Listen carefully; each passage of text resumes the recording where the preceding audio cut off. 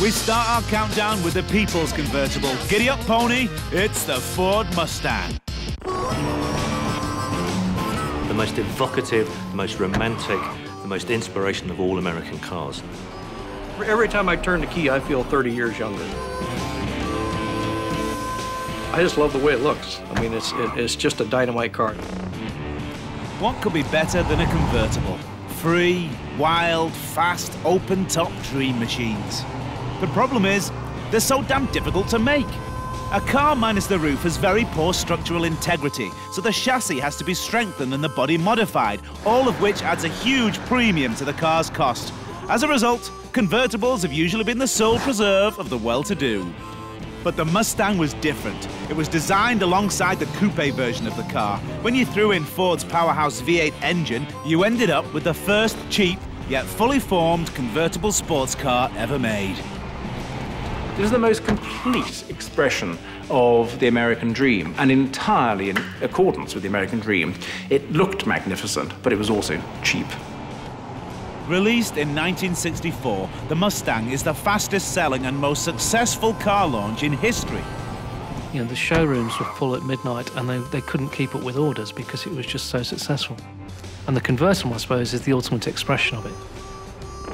Ford's new wonder car was so appealing that they sold over 20,000 cars on the first day of its release, 100,000 in its first quarter, and over 1 million in its first 2 years. Even the Beetle, the world's best-selling car, couldn't match those kind of figures. They just hit it right on the target.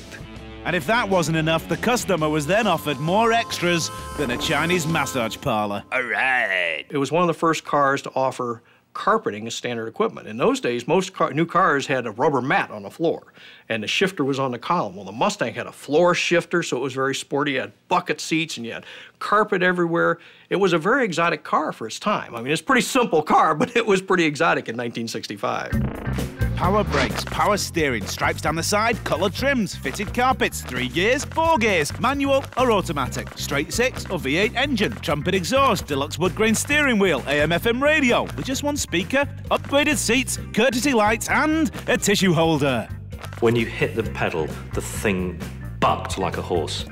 So how did Ford do it? How did they turn the Mustang into a genuine sports car available at such a cheap cost? Well, the most expensive parts to manufacture in a car are the chassis and the engine. Ford bypassed this by sticking an old chassis and their enormous V8 engine together. This way, the car had plenty of power, plus the only thing they had to manufacture was the car's stunning body. Simple. Of course, none of this explains why the Mustang is number 5 on our list of ultimate convertibles and not number 1. It wasn't the smoothest or most comfortable ride, but you wouldn't want it to be. And also, you know, these things weren't necessarily designed for the curvy, windy European streets. These are things you line up on a desert road, you hit the gas, and they go. You see, the Ford V8 was a fabulous engine with masses of power. The problem was they stuck it on a really shoddy chassis, and the chassis is absolutely vital for good handling. Unfortunately, the Mustang chassis was so poor that the only direction you would want to point it in was a straight line, which is fine for the American freeway, but it's hardly the complete package, even with all the extras.